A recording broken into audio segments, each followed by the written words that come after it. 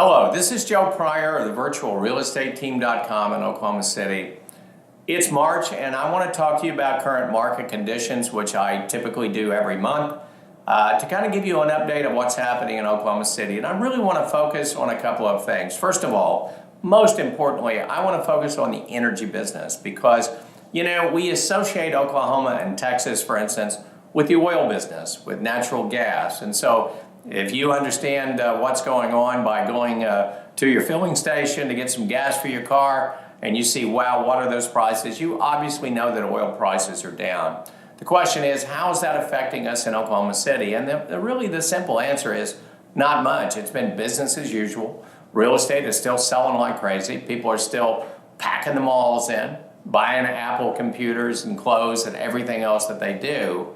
And so we have not seen a tremendous downturn at this point. Now, there's always some pain involved when gas prices are low and when you are an energy state like Oklahoma, but not enough to really roil the economy. In fact, right now, oil futures for March of 2016 right now are about $63 a barrel. And in Oklahoma, it costs us maybe at the most about $36 a barrel to extract oil from shale. That's one of the real advantages that we have. In fact, the Pryor Institute out of Canada that analyzes the best place to invest in the energy business analyzed 156 oil and natural gas provinces throughout the world and came up with the fact that Oklahoma is the best place to invest. And so we have low cost of extraction, we've got great energy companies that are very well diversified, and that's really a good thing. The second thing I want you to know about is Tinker Air Force Base.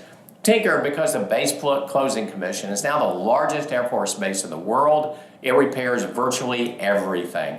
In fact, it really now does do everything because the KC-135 transport and tanker plane that's been in for about 50 years in the Air Force is now being retired. And they've now replaced it with the KC-46 Pegasus, same kind of a plane from Boeing.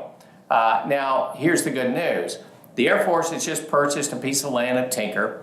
That's $36 million. The Air Force paid $8 million.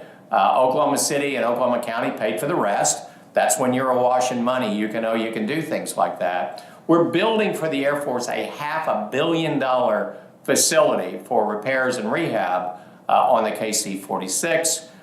It's also going to, besides the 360 people that are now coming in to do the construction work, it's going to be employing 1,321 new private contractors to the Oklahoma City market.